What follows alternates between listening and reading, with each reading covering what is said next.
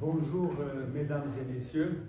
Avant de commencer la séance d'aujourd'hui, qui est la 4e séance de notre colloque intitulé effectivement Le siècle de Jules Isaac, amitié, affinité, héritage, je veux remercier tout particulièrement l'Institut Maïmonide Averroès Thomas d'Aquin, et plus particulièrement son directeur Michael Yankou, qui a réussi donc à filmer les séances hier. Et les 3 séances, effectivement, vous pouvez les retrouver sur la chaîne YouTube de l'Institut Maïmonide. Et je le remercie aussi pour ce qui va se passer aujourd'hui. Alors,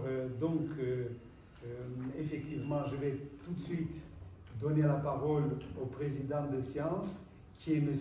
Hubert Barkat, qui est vice-président de l'amitié judéo-chrétienne section Jules Isaac de Montpellier, qui remplace la présidente Madame Simone Bouéré, qui pour diverses raisons ne se trouve pas à Montpellier. Donc je vais tout de suite lui donner la parole.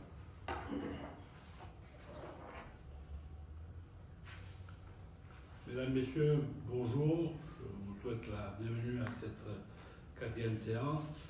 Je suis Hubert Barkat, local. Micro. Non, il y a plus.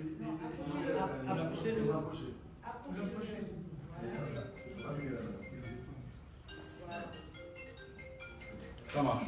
Oui. Donc je vous souhaite la bienvenue à cette 4e séance. Je me permets de vous dire qui je suis. Je suis Hubert Barkat de Montpellier. J'exerce encore quelques fonctions à Montpellier. J'étais un des administrateurs de biens sur la place de Montpellier, sur la place de la Comédie, et je m'occupe pas mal de structures tant associatives que locales. Ça, c'est pour le côté du Barkat, et bien entendu, je fais en sorte d'exercer notre savoir-faire dans cette association Jules Isaac. Je vais passer au premier intervenant, en l'occurrence M. Rainer Bendik, qui est docteur en histoire, conseiller pédagogique auprès du service pour l'entretien des sépultures militaires allemandes dans la région du Brunswick. M. Bendik a étudié l'histoire et le français à Fribourg, Rennes, Berlin. Il a passé sa thèse sous la direction du professeur Gerd Frömmrich sur la présentation que les manuels français et allemands donnaient de la Première Guerre mondiale. Il a travaillé comme directeur-chercheur associé à la Fondation Bismarck, où il a participé à l'édition des lettres d'Otto von Bismarck. Après, il a enseigné au secondaire. Pendant ce temps, il a co-dirigé le manuel d'histoire franco-allemand. Depuis 2018, M. Bendik est professeur détaché et assume les fonctions de conseiller pédagogique au service pour l'entretien des sépultures militaires allemandes dans la région de Brunswick. On verra autour de sa présentation l'ensemble des publications qu'il a fait, les manuels scolaires français et allemands, de la haine à la réconciliation, l'enseignement de la Grande Guerre en France et en Allemagne, la figure du combattant de Verdun dans les manuels scolaires français et allemands, approche comparée, et les sépultures militaires comme lieu d'apprentissage. Monsieur Bendik, j'ai été très rapide dans votre présentation. Vous allez compléter ceci par votre conférence et je vous en remercie par avance. Oui, merci pour cette introduction. Merci surtout de m'avoir invité à ce colloque. Je suis très sensible à cette invitation parce que la pensée et l'action de Jules Isaac m'ont beaucoup impressionné. J'en ai fait la connaissance en 1995 à Paris lors des recherches pour ma thèse. À cette occasion, j'ai rencontré Jean-Claude Jeannet qui m'a reçu chez lui dans son appartement. Une rencontre qui m'a profondément marqué. Pour moi, c'était la première fois que j'ai parlé dans une langue étrangère, le français, à un survivant de la Shoah. Vous imaginez que la langue que je suis, je ne me sentais pas très bien à l'aise. Mais Jean-Claude Jeannet m'a beaucoup encouragé dans mes recherches sur son père. Quelle grandeur quand on sait ce que la famille Isaac a vécu pendant l'occupation allemande.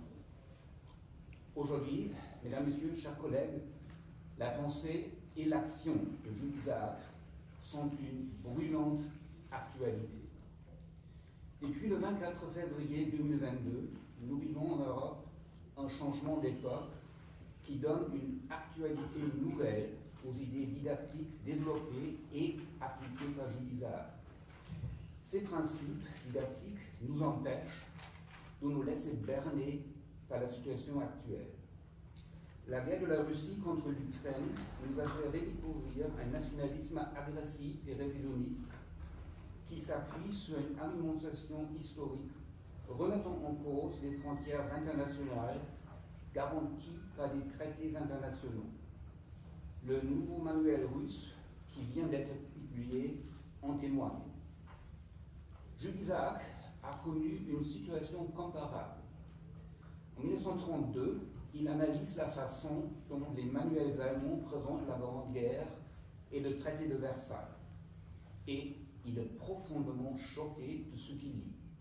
Il conclut, je le cite, « Donc les lettres allemandes resteront des réquisitoires sans contrepartie, donc la jeunesse allemande sera élevée dans cette atmosphère de nationalisme rancuneux, et j'ajoute, pour éviter tout équivoque, tant que nous aussi, Français, nous n'aurons pas entièrement rompu avec les tels errements, tant que les uns et les autres, égaux devant la loi scientifique, nous n'aurons pas procédé au plus sévère examen de conscience. Le rapprochement des deux peuples ne se fera pas, la paix non plus. Cela n'est pas une plaidoirie pour un relativisme à l'instar d'une volonté de se rapprocher à tout prix, car la mesure d'Isaac est la loi scientifique. Comment Isaac a-t-il développé sa position et comment l'a-t-il appliquée? En posant ces questions, mesdames, messieurs, chers collègues, nous sommes au vif du sujet, à savoir quelles sont les conditions et les limites pour surmonter ce nationalisme rancuneux dont parle Isaac et dont nous redécouvrons aujourd'hui des revenants, non seulement en Russie, mais aussi chez nous, dans nos sociétés en Allemagne et en France. Pour développer cette problématique, Monsieur le Président, donnez-moi 23 minutes à partir de maintenant. Alors, vous en aurez une de plus, vous avez 24 minutes. Merci. Alors, revenons pour commencer au lendemain de la Grande Guerre. Après 1918, une haine profonde caractérise les représentations que les manuels allemands donnent de la France et les manuels français donnent de l'Allemagne. Au Jules Isaac, en 1921, il n'y avait aucun doute sur les causes de la guerre. Je cite, « La mentalité de l'Allemagne moderne, mentalité faite de convoitise, d'un orgueil, d'un immense appétit de domination, jointe au culte de la force brutale, telle est, en dernière analyse, la cause profonde de la guerre. » Mais 9 ans plus tard, en 1930, dans la nouvelle édition de son cours d'histoire, Isaac a fourni une toute autre présentation des causes de la guerre. Il a renoncé à la vérité nationale unique et livre désormais une analyse objective des événements. Au lieu de formuler des accusations, Isaac montre comment les tensions entre les grandes puissances avant 1914 s'étaient conditionnées et amplifiées mutuellement. Pourquoi Isaac est-il parvenu à objectiver son récit? Isaac n'était pas seulement un professeur d'histoire au lycée et un auteur de manuels scolaires, mais aussi un historien scientifique. Au cours de ses recherches sur les causes de la Grande Guerre, il découvre que le gouvernement français avait, dans ses communiqués officiels, présenté les événements de la crise de juillet de manière aussi déformée et falsifiée que les gouvernements des puissances centrales. Cela ébranle la confiance dans une approche nationale à l'histoire. Dans la préface de sa grande étude sur les causes de la guerre, il écrit en 1933, je cite, « En ce temps-là, 1922-23, chaque jour nous révélait une fissure nouvelle dans la documentation et, par contre-coup, dans les démonstrations officielles.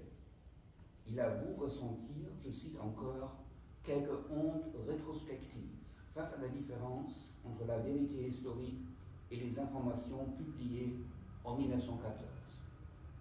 Ce sentiment de honte, Isaac l'éprouve personnellement, puisqu'il avait fait des positions officielles du gouvernement français la base du récit de son manuel. Il demande alors l'introduction d'un esprit international dans l'enseignement de l'histoire. Pour Isaac, cette approche implique de prendre au sérieux les points de vue des autres et de les rendre compréhensibles. C'est pourquoi il a inclus dans la nouvelle édition de son manuel d'histoire de 1930 de longs extraits de manuels allemands à la suite de ses propres explications sur les causes de guerre de 1870 et de 1914. Voilà la méthode des deux points de vue. Toutefois, Isaac ne plaide pas pour un narrativisme arbitraire, selon la devise « à chacun son récit, sa vérité avec ses propres plausibilités ». Il considère plutôt que l'enseignement scolaire de l'histoire est fermement lié au principe de la science historique, avec pour objectif premier de se rapprocher le plus possible à la vérité historique. Ce n'est pas le point de vue national qui est la source de la plausibilité, mais le fait qu'une position soit scientifiquement vérifiable et compréhensible. C'est ce qu'Isaac entendait par honnêteté. Il explique, je le cite, « Est honnête le professeur ou l'historien qui, exposant une question quelconque, donne à son auditoire ou son lecteur les moyens de se faire une opinion différente de la sienne, bien entendu, à condition que la loi scientifique soit respectée. Il s'agit de comprendre les différents points de vue nationaux et donc de les relativiser afin de se rapprocher d'une vision commune du passé et de dépasser ainsi les représentations hostiles. » C'est dans ce but qu'Isaac a créé la Conférence internationale pour l'enseignement de l'histoire. Après une réunion préparatoire à Paris en 1932, elle se réunit la même année à La Haye, aux Pays-Bas, et en 1934 à Bâle, en Suisse. Mais elle ne sera plus convoquée par la suite, car l'Allemagne, devenue entre-temps national-socialiste, n'est plus un partenaire. Toutefois, des didacticiens allemands avaient développé pendant la République de Weimar des idées très proches de celles de Jules Isaac. Mais leurs idées restent lettres mortes dès qu'elles concernent les sujets liés à la Grande Guerre et au traité de Versailles. Ainsi, Fritz Wissing, l'un des rares proviseurs sociodémocrates et auteur de manuel, a revendiqué, tout comme Jules Isaac, l'examen critique de ses propres positions nationales en s'appuyant sur les sources. Pourtant, Wissing n'a pas tenu cette promesse dans son propre manuel.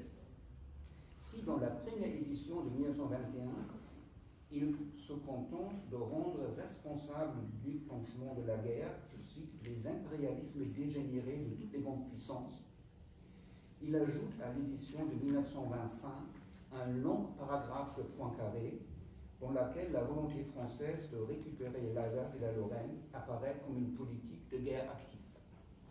En 1921, Wissing qualifie le traité de Versailles de feindlicher Diktatfrieden, une paix dictée pleine d'hostilité, avant d'énumérer sobrement les concessions des territoires et des réparations.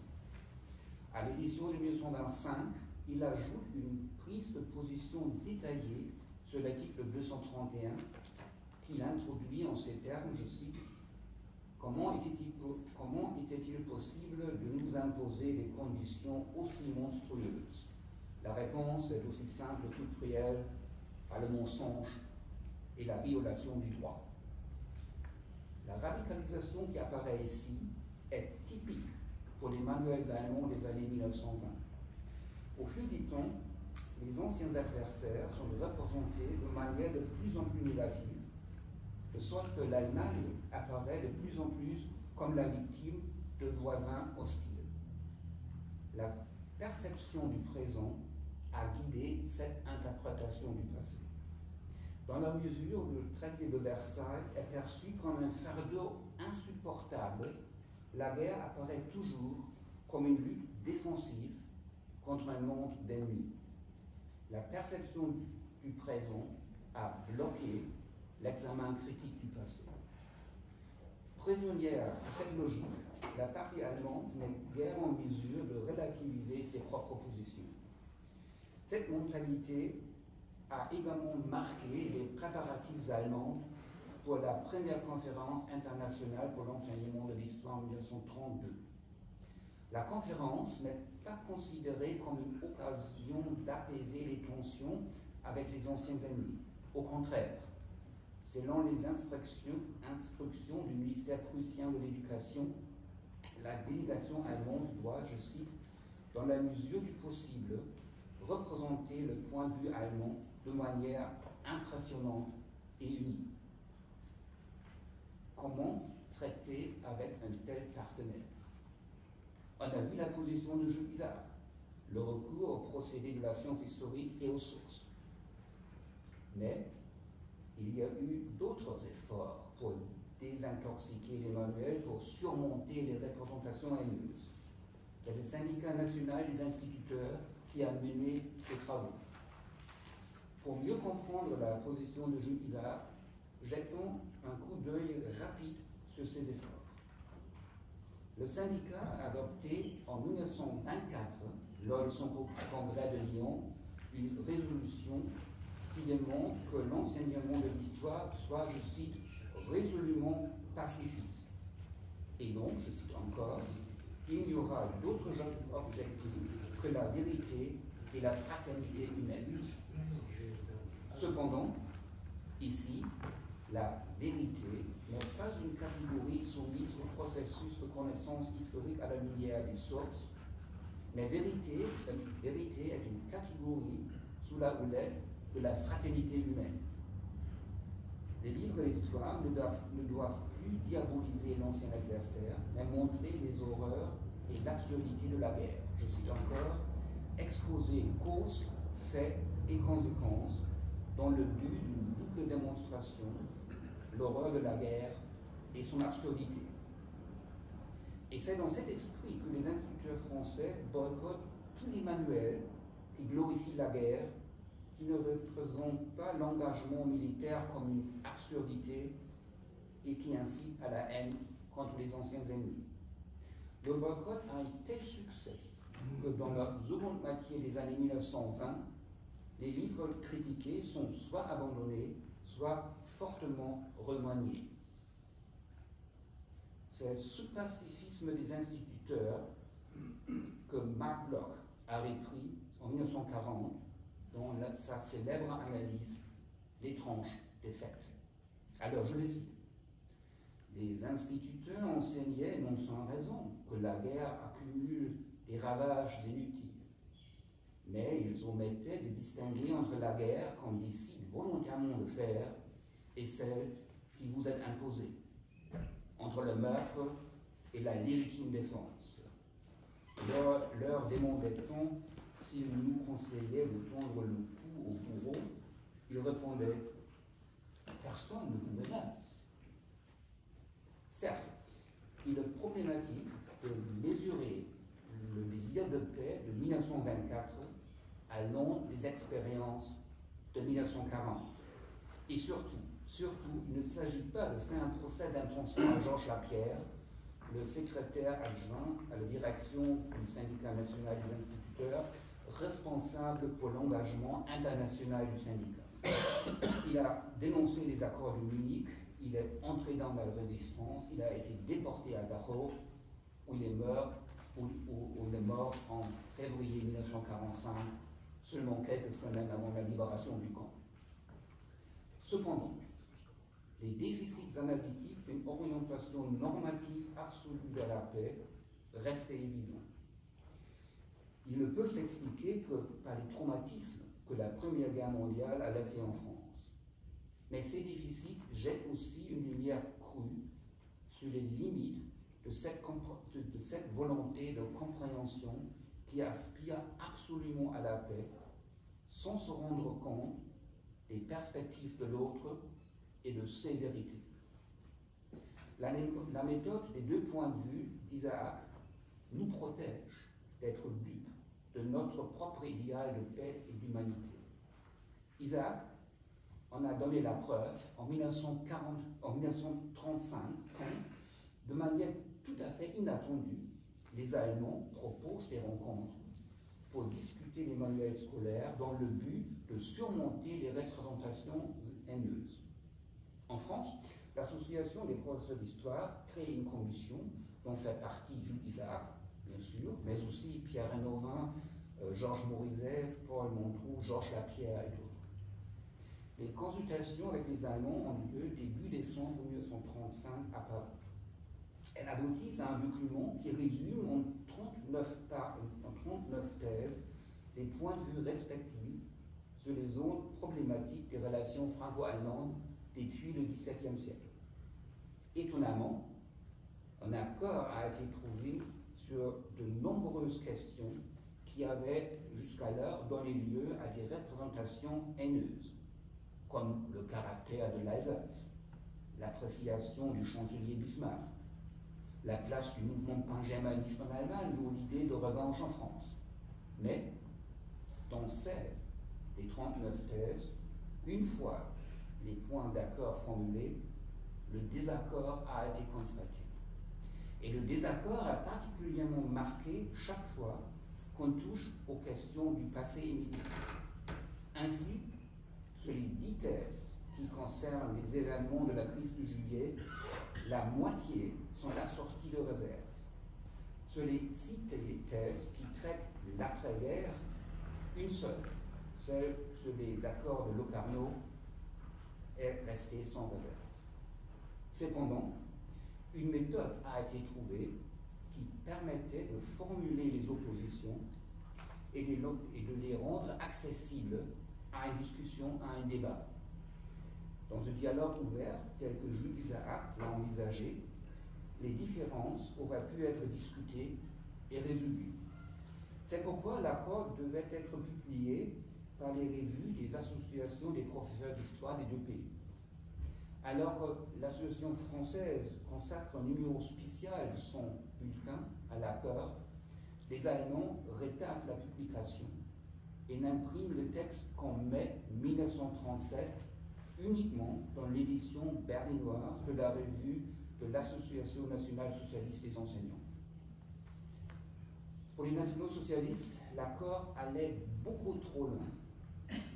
Après un article positif dans la Frankfurter Zeitung, la Gazette de Francfort, qui considère l'accord comme un signe d'histoire, comme un signe d'espoir d'une entente enfin proche, l'appareil du parti et de l'État national-socialiste déploie une activité intense. Des articles sont lancés dans des revues didactiques et historiques qui critiquent l'accord comme un abandon des positions allemandes. Les Français sont invités à Berlin pour des entretiens de clarification. Côté français, on a compris l'intention, bien sûr, on a refusé une nouvelle discussion tant que l'accord n'est pas publié par une revue à portée nationale en Allemagne. Les Allemands refusent, les discussions ont donc échoué. Mais l'Allemagne nazie s'est décrédibilisée. L'ambassadeur de France à Berlin, Andrea François Poncet, rapporte en février 1938 à Paris, je cite, « Au fond, le Troisième Reich se dérobe à toute tentative d'entente. Il désavoue celle qui avait eu lieu et il manifeste un état d'esprit qui ne permet guère d'espérer que de nouveaux efforts auraient plus de succès. » L'Allemagne nazie s'est décrédibilisée à l'extérieur et à l'intérieur. Sa réaction face à l'article positif de la Gazette de Francfort montre à quel point ce régime craignait les débats publics comme tous les régimes dictatoriaux. Isaac avait trouvé une méthode pour gérer les dictatures. En même temps, il avait fondé un paradigme qui a pu s'épanouir pleinement après la défaite de l'Allemagne nazie. En 1951, seulement 6 ans après la fin de la guerre, l'Association française des professeurs d'histoire invite ses collègues allemands à Paris pour rediscuter des thèses de 1935. Et c'est le début de discussions franco-allemandes régulières sur les questions de l'enseignement de l'histoire. Elles se poursuivent jusqu'à la fin des années 1960. En 1961, Isaac participe aux discussions à Aix-en-Provence. Malgré l'expérience qu'il a vécue très personnellement avec l'Allemagne nazie, l'assassinat de sa femme et de sa fille à Auschwitz. Voilà pourquoi moi, en tant qu'Allemand et co-directeur du manuel franco-allemand, je ne peux que rendre hommage à la pensée et à l'action de Jules Isaac, à qui l'Allemagne doit tant. Les discussions sur les manuels scolaires sont une étape importante pour la réintégration de l'Allemagne dans la communauté scientifique après la barbarie nazie. Dans les années 1980, ces discussions ont connu une deuxième phase animée par notre collègue et ami Rainer Riemenschneider, qui est bien connu ici à Montpellier. Et c'est ainsi que le terrain était bien préparé pour se lancer à l'écriture du premier manuel binational au monde, le manuel d'histoire franco-allemand, publié par les maisons d'édition Nathan et Kleck. Quels héritages de Jules Isaac, donc, pour reprendre le titre de notre colloque? J'en vois au moins 2.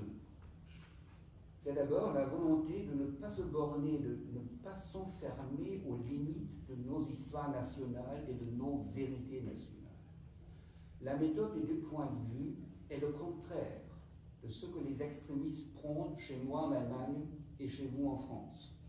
Je pense notamment à la demande du chef de l'AfD en Thuringe, Björn Höcke, d'effectuer, je cite, un virage à 180 degrés de la culture du souvenir. Je pense aussi à Marine Le Pen qui prône, je cite, la promotion du roman national et le refus des repentances de l'État qui divise. Et puis, le deuxième héritage, c'est la façon de gérer les régimes agressifs, belliqueux, qui déploient un argumentaire historique farfelu sans courir le risque d'être dupes de nos propres principes de paix et d'humanité. Il faut tenir bon face à cette guerre de la Russie contre l'Ukraine.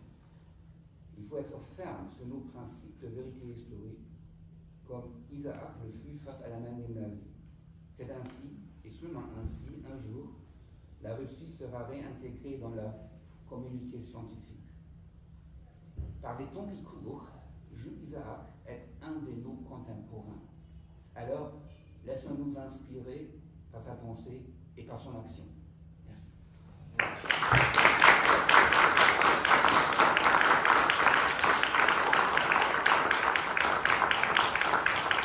Merci Rainer Bendick. Je vais laisser à la salle peut-être un commentaire, une question pour vous interpeller, ou à la fin de l'ensemble de la séance. C'est parfait. Je vais présenter maintenant personnage illustre, la personne de Jules Morin. Qui ne connaît pas Jules Morin? Professeur émérite, ancien président de cette brillante université, il laisse un grand souvenir et il est encore lozérien de service. Je parlais avec lui de la Lozère en préalable et M. Morin, même dans les autres universités, il a laissé une trace de la responsabilité. Cher Jules, si vous voulez bien, sans note, commenter l'ensemble de l'œuvre de Jules Isaac à travers la thèse qui a été rééditée plusieurs fois en France, qui fait un grand succès. Je vous laisse la parole. Vous avez donc 26 minutes, jusque sur la présentation, elle a été un peu moins que celle de votre collègue. Merci, Monsieur le Président. Alors simplement, je voudrais commencer. Micro. Ah, tu ne marches pas? Ah bon. Ça va, ça va. Allez, donc je parle fort.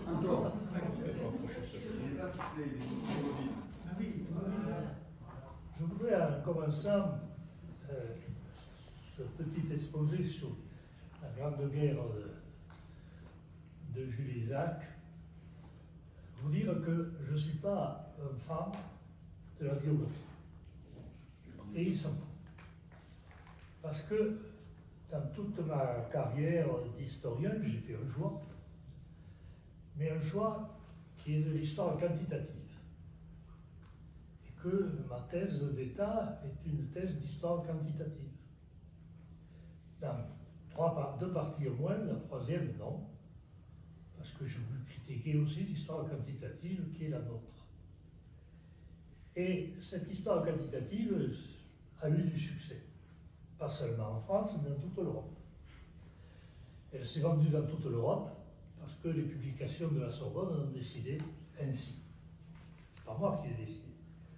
Et qu'il y a eu 2 éditions successives de ma thèse, une 2 ans après la soutenance qui avait eu lieu à Montpellier et qui était présidée par Emmanuel de Roy-Ladurie, que beaucoup d'entre vous connaissent, qui était mon voisin pendant longtemps à Paul Valéry, puis qui est parti au Collège de France, et qui est tout sauf un idiot, je ne crois pas. Et donc, et puis, j'ai cette thèse, j'y reviens pour cela, parce que les éléments individuels comptent, certes, les individualités comptent, certes, mais elles ne comptent que si elles rassemblent. Et que la Grande Guerre, sans ça, vous ne pouvez pas l'apprécier. Parce que c'est une guerre de combattants, de soldats, qui ne viennent pas nécessairement des milieux intellectuels, qui viennent peu des milieux intellectuels. Combien d'intellectuels tués dans la Grande Guerre? Très peu. Très peu. Alors que la guerre des tranchées, comme la guerre de position, comme la guerre de mouvement, tue les jeunes. Et que parmi ceux-là, il n'y a pas Jules Isaac. Parce que Jules Isaac, sa guerre, ben, il le dit lui-même à un moment donné, eh ben, il est planqué. C'est le mot qu'il emploie. C'est pas moi qui l'emploie, c'est lui qui l'emploie. Il est planqué, pourquoi? D'abord parce qu'il est âgé. C'est pas pour se planquer, c'est parce qu'il est âgé.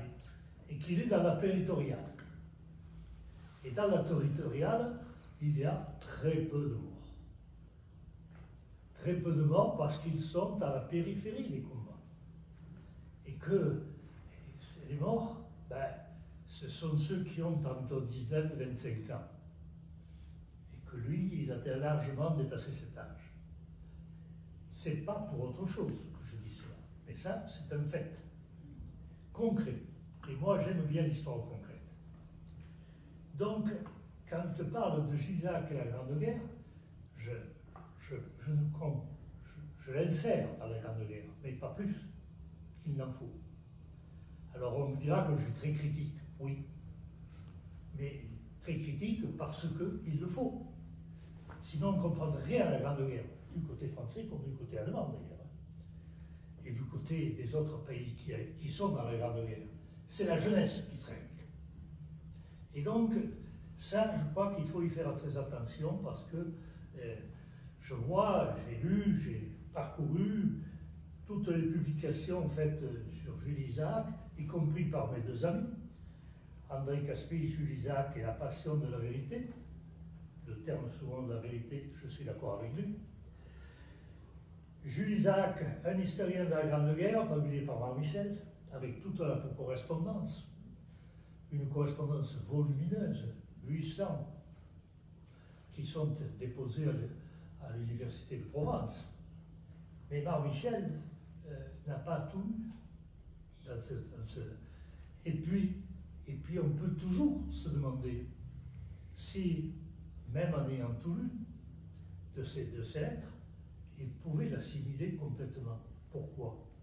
Tout simplement parce que la correspondance de Jules Isaac avec son épouse, cette correspondance était très dense. Et quelque part, on dit que ça circulait très facilement. Oui, peut-être, mais quand même. Dans les grandes guerres, et celle-là ne fait pas exception, il y a dans toutes les grandes guerres, il y a une censure militaire. Et que là, ma foi, si tout passe à travers de cette censure militaire, c'est qu'il n'y a pas grand-chose à dire. Parce que s'il y a quelque chose à dire contre la guerre, c'est pas là qu'elle se trouve. Elle se trouve chez le soldat de base, qui, lui, peut-être ne pense pas trop à la censure, mais qui écrit sommairement. D'abord parce qu'il écrit sommairement, parce qu'en France, quand il écrit sommairement, on est en 14-18. L'école publique laïque et obligatoire est loin. Et ce sont des fils de paysans. Et c'est les terriens qui traitent. Donc je voulais dire cela parce que aujourd'hui, on a tendance toujours à dire que les intellectuels ont fait la guerre comme tout le monde. Non. Et je pense que Jules Isaac est de cela. Je regrette de vous le dire, mais c'est mon point de vue. D'abord, quand lui-même a dit qu'il vérifie l'efficacité de la poste aux armées, ben oui, indirectement, il a vérifié l'efficacité ou la non-efficacité de la poste aux armées. Et puis, quand même, Isaac descend d'une famille de militaires. Ça, je trouve que dans notre colloque, il est nécessaire que je le rappelle. Une famille de militaires français depuis la Révolution, puisque les arrière-grands-parents étaient militaires, son père était militaire de carrière. Et que donc Jules Isaac a vécu dans ce milieu. Pourquoi il a vécu dans ce milieu? Eh bien, il s'en explique. Il s'en explique parce que, comme son père, comme ses grands-parents, il était plutôt républicain. Parce que l'émancipation des Juifs date de la Révolution française. Tout simplement. Que c'est ce moment-là qu'ils ont choisi la République et qu'ils la défendent. Et le deuxième aspect, c'est qu'on retrouve chez Jules Isaac une notion qu'on ne trouve pas beaucoup ailleurs, la laïcité. Et la laïcité, c'est très important. C'est très important pour la troisième. On ne peut pas comprendre la Troisième République, ni la Première Guerre mondiale, ni même après, si on ne tient pas compte de la laïcité. Alors moi, je me suis interrogé sur cela parce que j'ai lu André Caspi, qui est un de mes collègues, que je connais bien, et son bouquin, Jules Isaac et la passion de la vérité, oui, la passion de la vérité, il l'a. Et puis j'ai lu aussi la préface et la présentation des lettres de Jules Isaac par Marc Michel, mon collègue d'Aix-en-Provence, et qui, lui aussi, bon, il trouve que c'est... Et cela, c'est, je crois que les ouvrages de cette époque ne tiennent pas suffisamment compte de ces éléments annexes qui expliquent la guerre de Jules Isaac. J'en viens à la guerre de Jules Isaac. Jules Isaac n'est pas dupe. Parce qu'il dit, il écrit d'ailleurs, il écrit qu'il est dans le territorial. C'est-à-dire à l'arrière. Il n'est pas directement sur le front. Même s'il se trouve, que par hasard, il s'y trouvera sur le front. Notamment à Verdun. Mais pourquoi? Parce qu'il est chargé de conserver, loin du front, une aire qui surveille l'artillerie allemande. Et c'est là qu'il est blessé, en 17, par un éclat d'obus qui avait déjà une grande portée. Et que les Allemands savaient les identifier, les mettre sur une carte et essayer de les détruire. Ils n'ont pas détruit, mais ils ont blessé par un éclat d'obus qui, à ce moment-là, s'est retiré de la guerre. Et d'ailleurs, on ne parle plus de la guerre de Jules Isaac à partir de 17. Parce que sa guerre de Isaac, il l'a fini dans des bureaux, à l'arrière, bien à l'arrière. Donc je voulais rappeler ceci parce qu'on a toujours tendance à dire que la Grande Guerre, il l'a connue, il l'a écrite, Bon, oui, mais enfin, il faut se méfier, il faut regarder les faits. Et l'histoire ne peut pas renoncer aux faits, quels qu'ils soient. Je vous en ai cité quelques-uns. Alors, les publications récentes sur la Grande Guerre de Jules Isaac, c'est minuscule par rapport, évidemment, à ce qui arrivera par la suite. Sous la Troisième République, c'est minuscule. Ce n'est pas ce que je viens de vous dire qui est essentiel. C'est minuscule. Parce que Jules Isaac a eu plusieurs vies et plusieurs centres d'intérêt. Et le centre d'intérêt de la guerre de Jules Isaac, en 14, et pour la préparation des bouquins, avec Mallet, qu'il connaissait à peine. Je vous le signale. Il connaissait à peine. Et il se connaissait à peine. Et d'ailleurs, les éditions Hachette, qui ont publié les premiers bouquins de Mallet, qui deviendra Mallet et Isaac à partir des années 20, puisque c'est lui qui prend la suite, eh bien, ce n'est pas tout à fait la même chose que souvent ce que j'entends dire. Pourquoi? Parce que Mallet, il fait un ouvrage qui est du 19e siècle et qui raconte tout à partir du 19e siècle. Et Jules Isaac prendra la suite en faisant un ouvrage qui tiendra compte de la guerre et du 20e siècle, puisque les premiers ouvrages qui sont de la plume de Jules Isaac datent de 1921-22, puis réédités ensuite, etc., et complétés ensuite, et qui vont le rester. Ils vont le rester parce que les ouvrages du secondaire de Jules Isaac traversent la Seconde Guerre mondiale, malgré les déboires qu'il en a, et que les éditions Hachette les maintiennent en France, tels qu'ils étaient. Et donc, on voit bien que là, Jules Isaac, il a un rôle, et qu'un rôle à longue portée, et pas seulement pour la Grande Guerre. Pas seulement pour la Grande Guerre. Ensuite, il faut comprendre que Jules Isaac, il est aussi juif. Mais c'est un juif qui ne s'en vante pas. C'est un juif laïque, comme toute sa famille d'ailleurs. Et la laïcité, il y tient. Bon, certes, il s'est marié avec Laure dans une lycée à Hérault, mais est-ce que ça veut dire qu'il adhérait complètement à cette religion? J'en sais rien. Plus tard, oui, dans la seconde vie, oui, mais pas là. Pas jusqu'en 1919.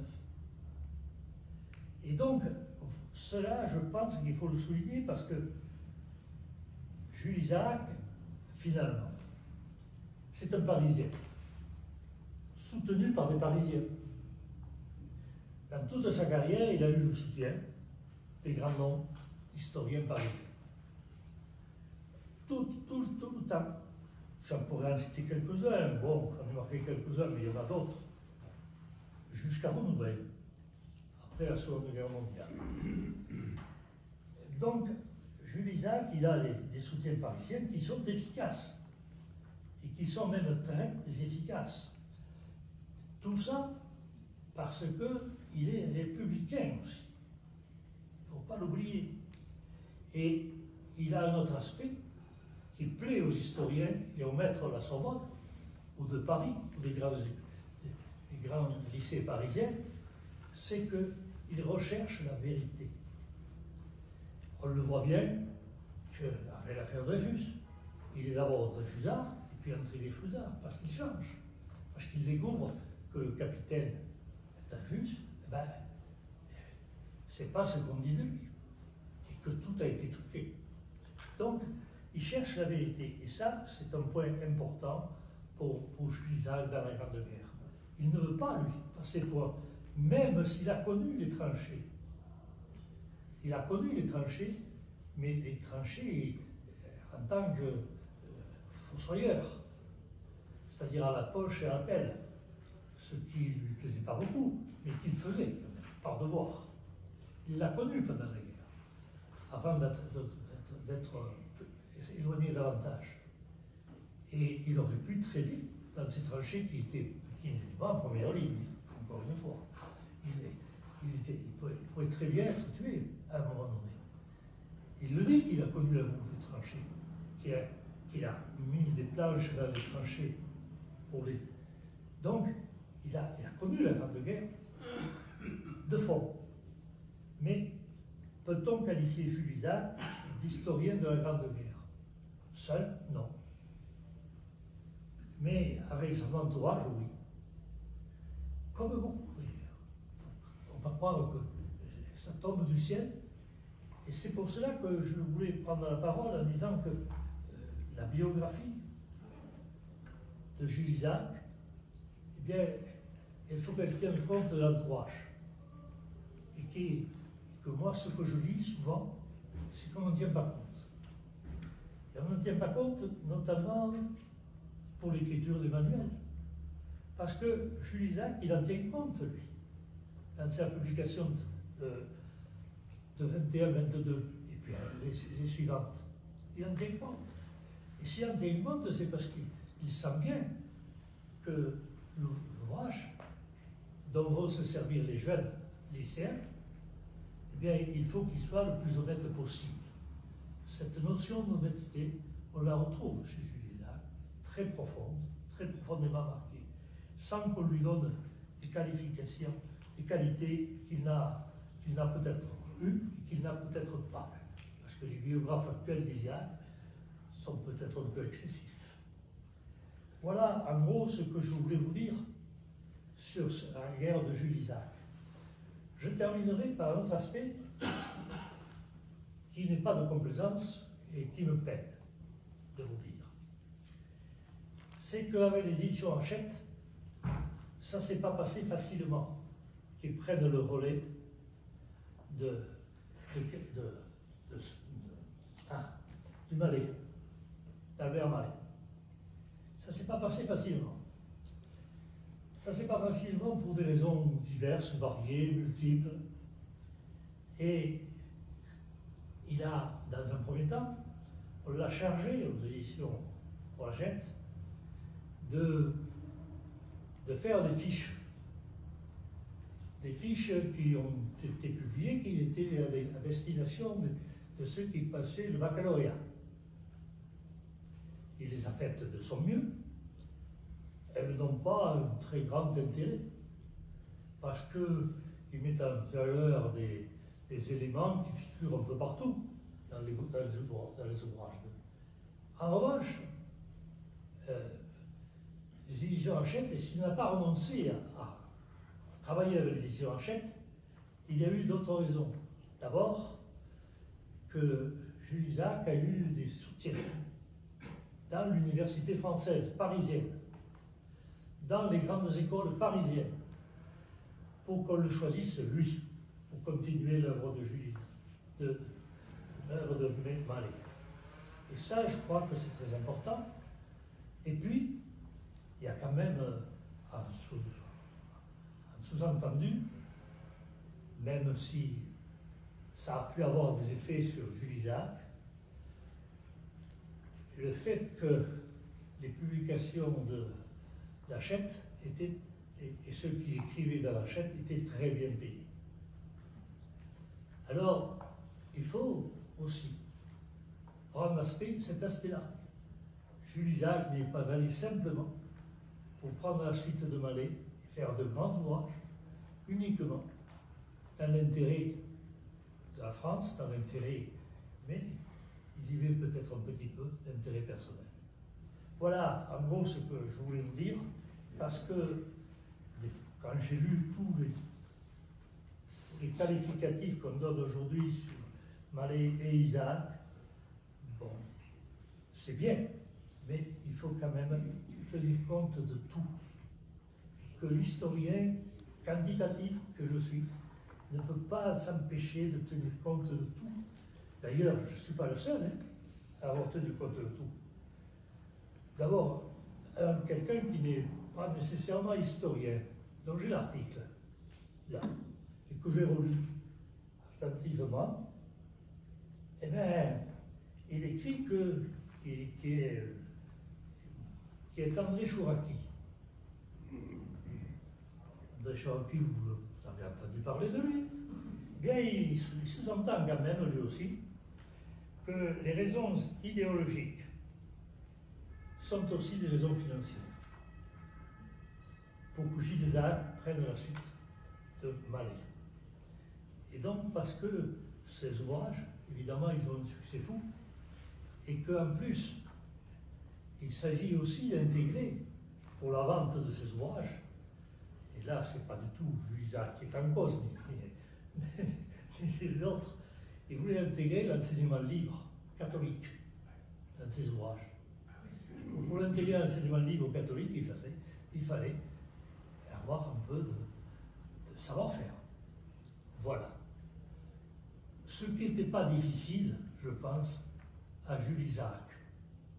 Parce que pendant longtemps, il a été un laïc, je répète ce que j'ai dit en introduction, un laïc et un laïc engagé, comme ses ancêtres, comme ses grands-parents, engagés républicains. Et que donc, je n'ai rien d'autre à dire sur Jules Isaac que cela. Je l'écrirai. Ça choquera peut-être dans ce colloque, mais en tant qu'historien, je suis bien obligé de le dire. Merci, monsieur le professeur. Vous ne connaissez pas Jules Morin, vous l'avez entendu, et je ne doute pas que vous pourrez l'interpeller à la fin de cette séance pour son côté anti-parisianisme et territoire par rapport à Jules Isaac. C'est une vite conclusion. Je vais passer à notre collègue Robert Andréani, à ma gauche. Robert Andréani est professeur, Roland, pardon, et professeur émérite à l'université de Paul Valéry, un niçois de naissance, a été agrégé d'histoire, professeur des lycées de Laon, Montpellier, à Paul Valéry, chargé de cours, est un brillant auteur, maître de conférences, professeur d'histoire contemporaine depuis 2000, il est professeur émérite. Parmi ses diverses fonctions, secrétaire général du Centre d'histoire militaire de Montpellier, secrétaire général de la Commission internationale d'histoire militaire, président de la régionale de Montpellier de la Société des agrégés, président du Centre d'histoire contemporaine, président de la Fédération historique du Languedoc méditerranéen et de Roussillon de 2013 à 2017. Parmi ses grands travaux et publications, des livres et thèses déposées, Armée et Nation en Languedoc méditerranéen, la presse quotidienne de Montpellier, auteur de très nombreux articles consacrés dans d'autres domaines de l'histoire de la presse, en collaboration avec Françoise Pujoli, bibliographie de la presse française politique et d'information, Armand Lunel, je ne connais pas, historien des Juifs du Midi, dans le volume dirigé par notre ami Carole Yankou, Armand Lunel et les Juifs du Midi, Jules Isaac, chroniqueur de la politique étrangère dans un quotidien de Saint-Étienne, dans le volume dirigé par Carole Yankou de l'affaire Dreyfus à la fin de la Seconde Guerre mondiale, et les engagements de Jules Isaac. Les thèmes que nous allons entendre, c'est les collaborateurs des manuels scolaires de Jules Isaac. Andréani, Roland, vous avez la parole. Merci. Je suis un peu gêné de parler un peu de biographie maintenant, mais c'est la force des choses. Les manuels scolaires de Jules Isaac, on en a parlé. Je dois dire que la première fois que je m'en suis occupé en tant qu'historien, ça remonte il y a très longtemps, certains d'entre vous n'étaient peut-être pas nés. Avec Jules Morin, nous avons fait une étude précisément sur les manuels scolaires qui présentait la Grande Guerre. Et donc, les manuels de Jules Isaac, entre autres. La carrière de Jules Isaac, dans l'édition scolaire, est exclusivement liée à la maison Hachette. Ailleurs, il a publié ses ouvrages, mais les ouvrages scolaires, c'est chez Hachette. Cette maison est prépondérante dans l'édition scolaire, mais elle est loin du monopole, puisque pour s'en tenir aux seuls ouvrages d'histoire des classes terminales du secondaire, le nombre des concurrent passe de 5 dans l'entre-deux-guerres à 6 entre 1945 et 1962. Donc, il ne s'agit que des classes, que de l'histoire en classe terminale du secondaire. Donc, ça n'est pas, c'est loin de représenter tout l'enseignement. La carrière de Jules Isaac dans les manuels scolaires débute en 1907, Jules y a fait allusion, avec 2 résumés aide-mémoire pour chacune des 2 parties du baccalauréat, résumé aide-mémoire d'histoire bien sûr. L'auteur ne participe pas aux travaux qu'Albert Mallet conduit à l'époque, précisément chez Hachette. Mallet publie beaucoup parallèlement. Il y a le cours pour l'enseignement secondaire masculin, conforme au programme du 31 mai 1902, auquel il a d'ailleurs collaboré à l'élaboration de ces programmes. Mallet est professeur au lycée Louis-le-Grand. Il écrit parallèlement donc 2 ouvrages pour la préparation au brevet supérieur, c'est-à-dire l'examen, disons pour simplifier, qui est passé dans les écoles normales, qui est le brevet de capacité des instituteurs. Et puis, il écrit aussi 3 ouvrages pour les 3 années terminales, enfin les 3 dernières années, de l'enseignement secondaire féminin, qui est distinct de l'enseignement masculin. Donc 5 ouvrages qui sont consacrés essentiellement à l'histoire de France, avec quelques notions d'histoire générale. L'histoire générale est au contraire bien présente dans les manuels de Mallet pour le premier cycle du secondaire masculin. Cette histoire générale donc va de la 6e à la 3e, elle couvre, disons, depuis l'Antiquité jusqu'au XIXe siècle. Et ces ouvrages de Mallet sont adaptés par Jules Isaac, non pas pour être publiés directement, mais pour être traduits en espagnol en direction de l'Amérique latine. Vous voyez les ambitions de Hachette. Bien entendu, donc, Isaac fait ce travail. Il a d'ailleurs fait auparavant les aides-mémoires. Et puis il poursuit donc cette tâche. Il la commence quand il est à Saint-Étienne, au lycée de Saint-Étienne. Ça se poursuit quand il est au lycée Ampère de Lyon. Et là, quand il est à Lyon, débute la collaboration à des manuels de Mallet. C'est la première fois qu'il collabore en quelque sorte directement avec Mallet. Ça ne veut pas dire qu'ils se connaissent très bien, je ne contredis pas Jules là-dessus. Mallet est à Paris, Jules Isaac est à Lyon, donc ils ne se voient pas tous les jours, bien entendu. Et il s'agit là des manuels pour l'enseignement primaire supérieur, c'est-à-dire pour 3 années qui conduisent à ce qu'on appelle le brevet élémentaire, qui est le premier brevet de capacité pour les instituteurs, avant l'entrée à l'école normale en quelque sorte. Et puis, il y a également un autre brevet, brevet d'études primaires supérieures, qui est de niveau équivalent, mais qui n'a pas vocation d'être un brevet d'enseignement, de capacité d'enseignement. Donc, quoi qu'il en soit, Isaac ne participe pas aux cours que Mallet consacre à l'enseignement secondaire masculin et que Mallet achève donc en 1914 avant de s'engager volontairement, il est âgé, et d'être tué sur le front.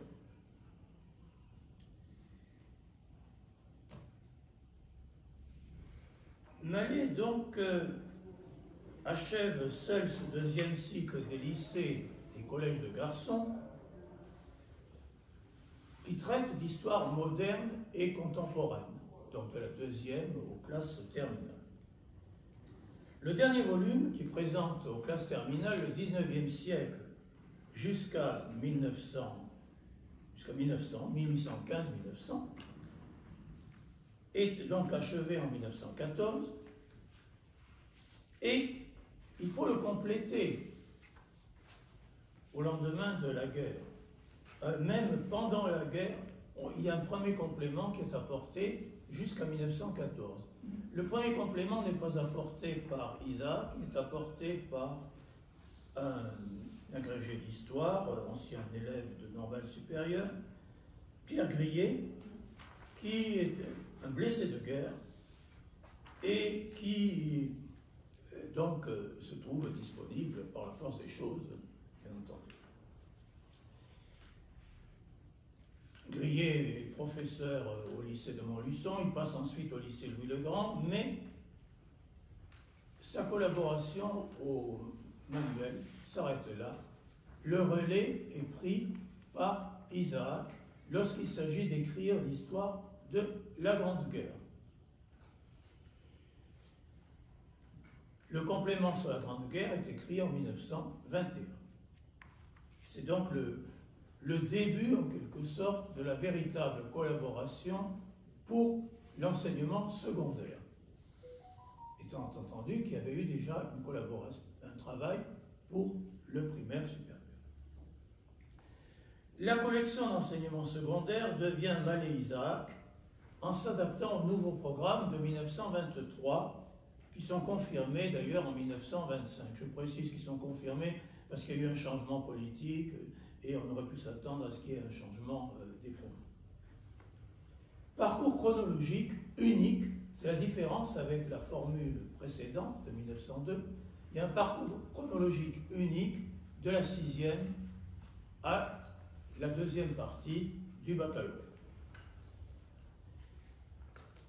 Pour le premier volume, qui est consacré donc à l'Orient et à la Grèce antique, Isaac fait appel à un collaborateur, Gaston d'Èze. Alors, je vais donner quand même quelques éléments biographiques sur Gaston d'Èze. Gaston d'Èze est un ancien normalien, agrégé d'histoire. Il a été classé d'abord service auxiliaire, en quelque sorte, en 1914, le 29 août 1914, pour faiblesse générale. Et il a d'abord été mobilisé comme infirmier militaire. Bon, ça rejoint un petit peu ce qui a été dit à l'instant. Il a signé ensuite, pour les projections lumineuses du musée pédagogique, des notices sur les villes et principaux combats de la guerre. Et ensuite, il est classé service armé en 1917, versé dans l'artillerie, formé à l'école militaire de Fontainebleau et nommé sous-lieutenant, donc le 17 décembre suivant. Sa guerre a été brève, en quelque sorte, comme combattant, pour en parler, puisqu'il peut reprendre la préparation de l'agrégation d'histoire et géographie en février 1919, avant même d'être démobilisé officiellement, disons, à l'automne, à la veille de l'automne. Et il est reçu au concours spécial, au concours d'agrégation spécial, réservé aux démobilisés, donc à l'automne 1919. D'abord professeur à Orléans, il a rejoint Poitiers, où il va rester l'essentiel de sa vie, puisque il se marie rapidement, il est d'autre part élu membre de la Société des antiquaires de l'Ouest, c'est-à-dire une société historique locale. Il va s'éloigner de Paris uniquement pour les rappels à l'activité comme officier de réserve, évidemment, 1938, 1939, ensuite, 1938 la crise internationale, 1939 évidemment c'est plus long, et puis ça s'est prolongé parce qu'il a été interné en Suisse pour les combats, les militaires ont été amenés à se réfugier en Suisse, étant encerclés, et donc ont été internés. Donc il revient et est démobilisé en janvier 1941. Dèze ne s'éloigne de Poitiers que parce qu'il est nommé inspecteur de l'Académie de Paris avant de devenir inspecteur général en 1956. Bon, je dois dire que Dèze est quand même, son éloignement de Poitiers est tardif puisqu'il est né en 1891. Et d'autre part, il est enraciné à Poitiers parce que son grand-père, le pasteur Lièvre, y avait été bibliothécaire municipal. À la fin de sa carrière de pasteur, il avait eu peut-être la charge pastorale était trop lourde, il était devenu bibliothécaire municipal et il était mort à Poitiers. Toujours est-il que Dèze, d'ailleurs, joue un rôle dans la vie municipale à Poitiers. Il a été conseiller municipal dès 1935, il l'est à nouveau après-guerre, et il est adjoint à la culture du maire Jacques Masteau. Bon, Jacques Masteau, le maire, effectivement, ça serait peut-être fâcheux de l'évoquer ici. Jacques Masteau a voté, était député, il a voté les pleins pouvoirs à Pétain. Bon, il a été ensuite relevé de son inéligibilité et il a été brillamment élu maire ensuite. Il n'était pas maire de Poitiers avant la guerre. Il avait été nommé maire pendant la guerre par Pétain. Et il a été brillamment élu maire et il a eu comme adjoint Gaston Dèze. Bien, je laisse de côté cet aspect. Si vous me posez des questions là-dessus, je ne le cache pas, mais enfin, peu importe. Toujours est-il que la collaboration de Dèze est limitée à l'histoire ancienne, l'histoire pour la classe de 6e. D'abord Orient-Grèce, puis en 1938, ça s'étend à Rome parce qu'on a, dans la perspective du ministre Jean Zay, on a voulu rapprocher les deux, l'enseignement primaire supérieur et le premier cycle du secondaire, et donc faire un enseignement de l'histoire sur 4 ans, un enseignement complet de l'histoire sur 4 ans. Et donc, la 6e, c'est Orient, Grèce et Rome.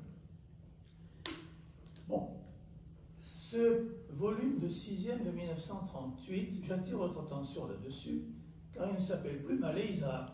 C'est le nouveau cours d'histoire Jules Isaac, pour le premier cycle. Ce nouveau cours d'histoire Jules Isaac, vous voyez qu'il commence, disons, à une mauvaise période en quelque sorte, 1938, et d'autre part, il va être en quelque sorte, il va devenir obsolète, à la fois par volonté gouvernementale, mais aussi parce qu'il y a un changement des programmes. On revient au parcours chronologique unique, 6e baccalauréat. Donc, pour ce volume, ce premier volume de 1938, Dèze a été aidé par un personnage nouveau, Alfred Weiler. Alors Alfred Weiler, je précise tout de suite qu'il n'est probablement pas juif, j'aurai l'occasion d'y revenir. Alors cet Alfred Weiler, je passe assez rapidement sur sa carrière, c'est le fils d'un Strasbourgeois bourgeois qui s'était établi facteur et marchand de piano à Paris et qui donc va en quelque sorte permettre à son fils de faire des études. Weyler est admissible à l'agrégation d'histoire et géographie en 1925. Bon, il ne persévère pas pour la préparation du concours, il est professeur au lycée de Tourcoing et il fait une carrière provinciale dans l'enseignement. Et dans cette carrière, disons, il se montre passionné de pédagogie et il est l'un des organisateurs et des participants les plus actifs du congrès du Havre. Congrès du Havre qui est présidé par Albert Châtelet, recteur, qui est alors recteur de l'Académie de Lille. Et ce congrès étudie l'organisation de l'enseignement du second degré. Et disons que le rôle de Weyler va lui valoir d'être exclu de l'enseignement sous Vichy. Mais je précise que je ne crois pas qu'il ait été exclu en tant que juif, parce que je crois qu'il ne l'était pas. Enfin, on ne peut pas affirmer. Toujours est-il que ce qui lui a été reproché, c'est qu'il était proche de Gustave Monod, qui va jouer un rôle qui a joué un rôle actif aux côtés de Châtelet avant-guerre et qui va jouer un rôle actif après-guerre. Toujours est-il qu'il participe dans le mouvement résistance de la France, défense de la France, mouvement de résistance, à l'élaboration d'un projet de réforme de l'enseignement. Après-guerre, il est nommé à la tête de l'annexe du lycée Henri IV de Montgeron. Ce lycée va devenir l'un des 6 lycées pilotes qui expérimentent des nouvelles méthodes d'éducation qui privilégient en quelque sorte la formation de la personnalité, disons peut-être aux dépens de la formation en quelque sorte traditionnelle, disciplinaire.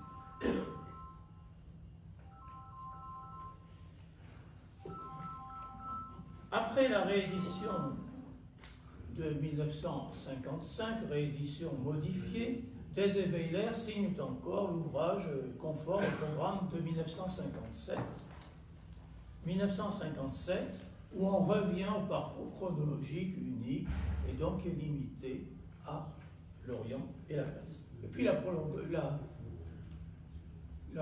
les noms de Thèse et Weyler vont encore figurer dans le cours posthume, le cours Jules Isaac, posthume à Jules Isaac, posthume d'ailleurs à Weyler, qui meurt en 1961. Et ce cours Jules Isaac posthume, effectivement, Thèse et Weyler n'ont pas joué de rôle.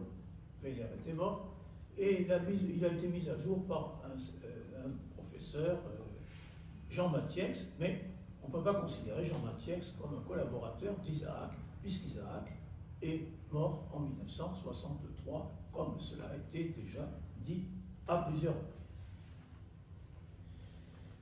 Lors du précédent retour à la formule de 1923, c'est-à-dire la formule du parcours chronologique unique, qui renvoyait l'histoire romaine en 5e, l'ouvrage publié en 1942 pour la 6e ne faisait plus référence, bien sûr, à Isaac, victime du statut des Juifs, et non plus à Weyler, qui était exclu de l'éducation nationale. Aux côtés de Thèse figurait André Alba.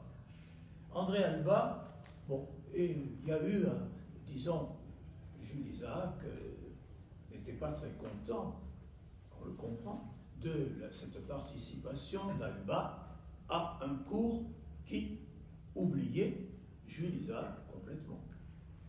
Mais disons qu'ils se sont expliqués et apparemment les relations sont restées bonnes, bon, d'après ce que dit Caspi, d'une part.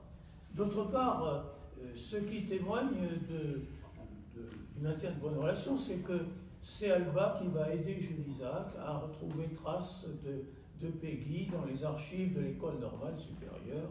Bon, donc il y a il y a une collaboration qui se maintient pour les ouvrages d'Isaac d'après-guerre. Je passe sur cet aspect. Toujours est-il que Alba, évidemment, était familier de l'école normale supérieure puisqu'il y était entré. Et c'est d'ailleurs, disons, un ami de l'école normale supérieure, René Bourdol, qui, une fois agrégé des lettres, avait quitté l'enseignement pour passer dans l'édition, qui l'a introduit chez Hachette. Et au fond, les débuts d'Alba chez Hachette s'expliquent par Bourdol. Et Alba, bon, il est né en 1894. Il commence donc sa collaboration au Malais Isaac pour l'histoire romaine de 5e de 1925, puis 1926, c'est le Moyen-Âge jusqu'à la guerre de 100 ans. Alors, Alba a été trépané dès l'enfance. Et il a été réformé. Il n'a pas participé à la guerre. Il est fils de général de brigade. Mais enfin, c'est pas le père qui l'a fait réformer. Hein. Il était, disons qu'il y avait quand même des raisons. Et donc, pendant la guerre, il a assuré des suppléances et puis il a été reçu au concours d'agrégation dit normal de 1919. Évidemment, l'agrégation masculine, les agrégations masculines n'ont pas eu lieu après 1914 jusqu'en 1919. En 1914, tous les candidats admissibles ont été reçus agrégés en quelque sorte.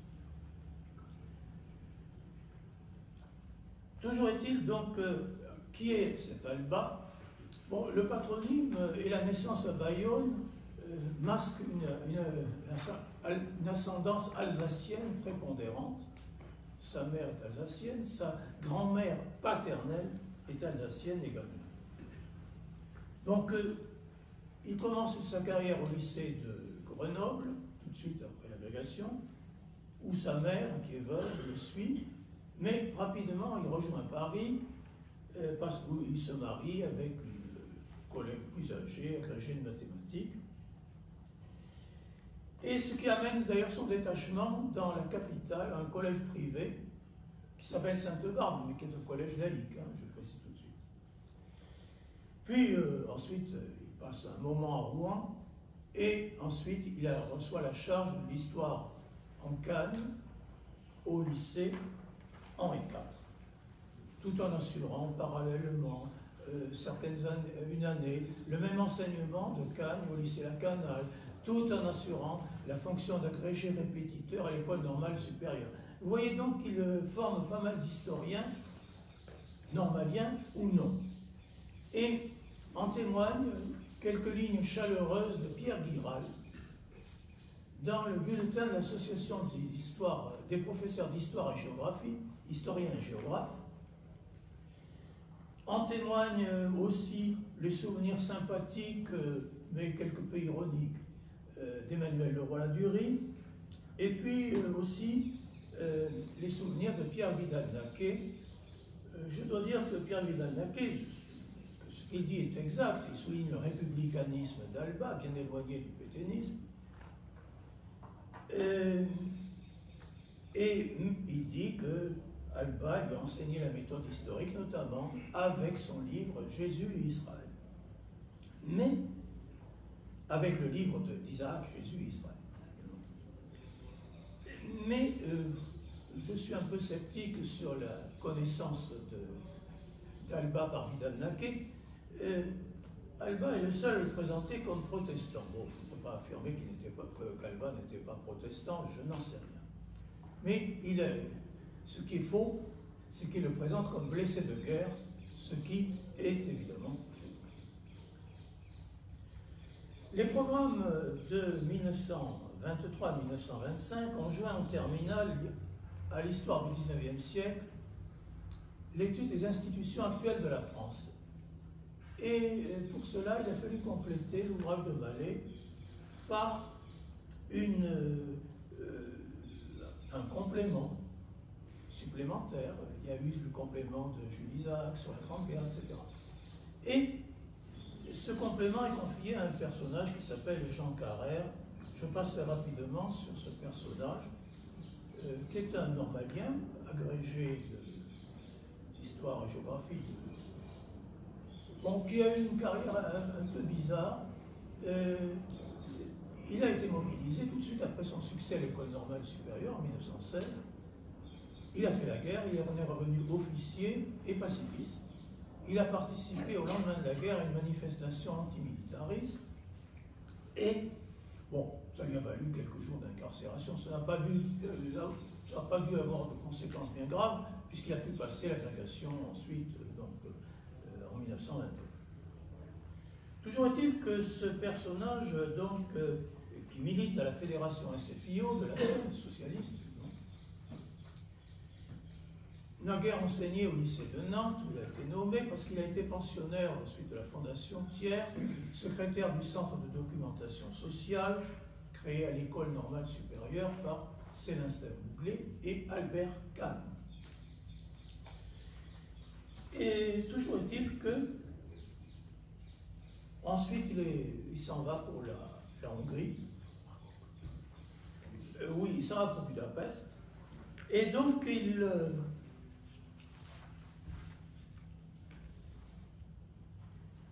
il s'en va pour Budapest, et puis c'est là qu'il devient en quelque sorte le pacifisme, le conduit au nazisme, et pendant la guerre, il publie une traduction d'un ouvrage allemand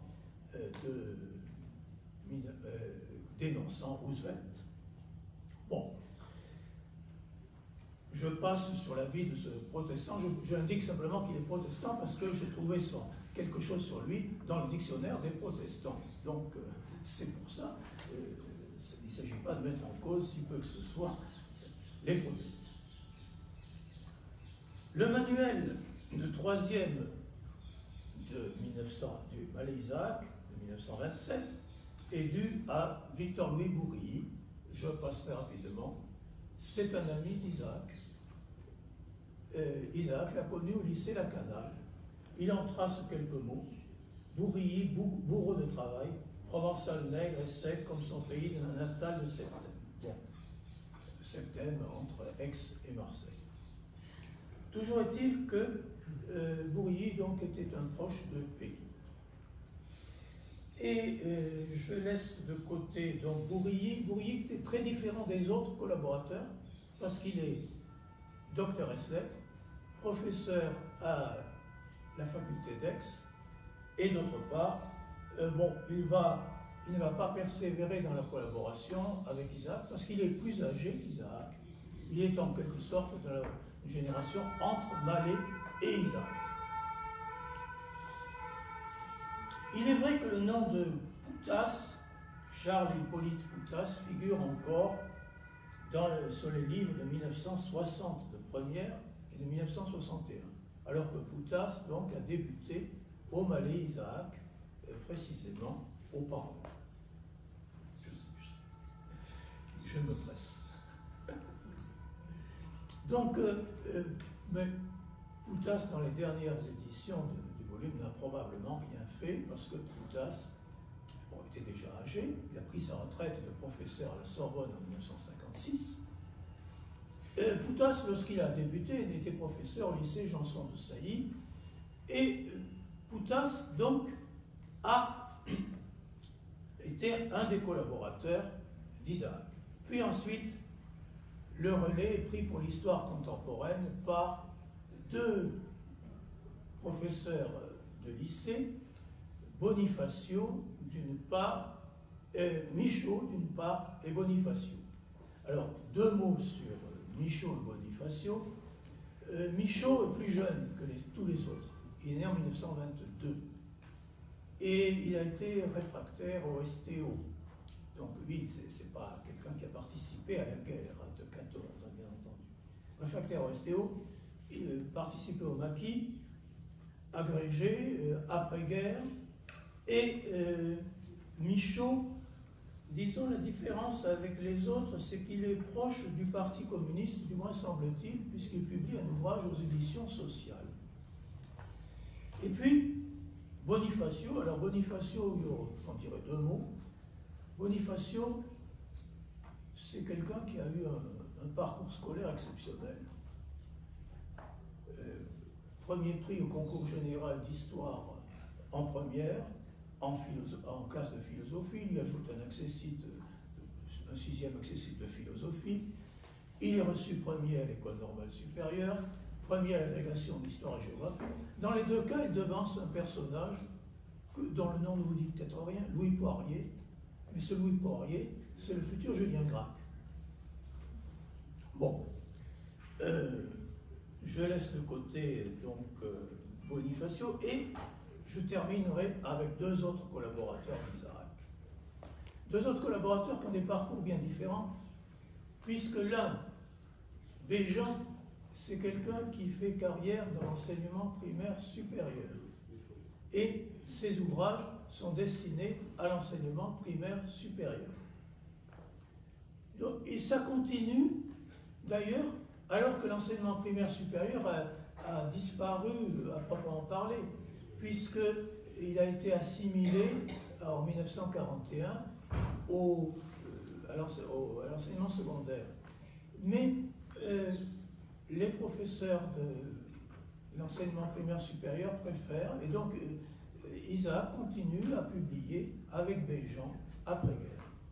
Et puis l'autre, c'est quelqu'un qui est spécialiste, lui, pour l'enseignement technique, c'est André Lesaffre. Voilà donc pour ces personnages. Je voudrais simplement terminer en indiquant que Isaac a maintenu durablement des liens avec 6 des auteurs. Bon, je laisse de côté les derniers, Bonifacio et Michaud, bon, la collaboration a commencé après-guerre. Bon. Il a maintenu des liens étroits avec 6 auteurs, bon, parce que Alba montre que si le choix initial n'a pas dépendu d'Isaac, c'est pas Isaac qui a cherché Alba, toujours est-il qu'ils ont collaboré durablement. Il y a eu donc une affinité. Ce groupe, je ne parle pas d'une équipe. Ces gens-là n'ont pas collaboré ensemble. Ils ont collaboré avec Isaac. Ce groupe montre Isaac étranger à toute préoccupation communautaire. Aucun de ces 10 personnages n'a subi aucune des persécutions infligées aux Juifs. Le seul doute qu'on pourrait avoir, ce serait pour Weiler, exclu de l'éducation nationale. Mais je pense que ce n'est pas le cas. D'autre part, mis à part les situations particulières de Béjean et Lesaffre, 7 sur 8 sont agrégés. 5 d'entre eux venant d'ailleurs de l'école normale supérieure de la rue d'Ulm. Et puis, leurs carrières se font essentiellement à Paris ou pour Michaud à Neuilly. C'est pareil. Weiler achève près de la capitale, à Montgeron, un parcours d'abord provincial. Et puis, je voudrais dire simplement que le recrutement est de moyenne et petite bourgeoisie. 2 fils d'agriculteurs seulement, Michaud et Béjean. Alba, fils d'officier comme Isaac. 2 fils d'économes, Carrère et Lesaffre. Weiler, fils de commerçant, Bourry, fils d'employé, avec des mères qui sont sans profession, ce qui indique précisément l'appartenance à la bourgeoisie. Pas forcément grande bourgeoisie, hein. Ne transformons pas les choses. Toujours est-il que, par ailleurs, ce groupe semble ignorer les tendances modérées ou conservatrices et se situer plutôt dans le milieu entre radicalisme et socialisme. D'ailleurs, la carrière politique municipale de Dèze montre de sa proximité avec le Rassemblement des gauches républicaines, c'est-à-dire une formation autour du Parti radical socialiste. La seule exception, c'est celle du plus jeune, Michaud, qui semble donc communiste, bien que je n'ai pas d'informations précises là-dessus. Mais enfin, sa participation aux éditions sociales m'indique à affirmer quand même. Voilà, excusez-moi d'avoir été un peu... Merci, M. Andréani.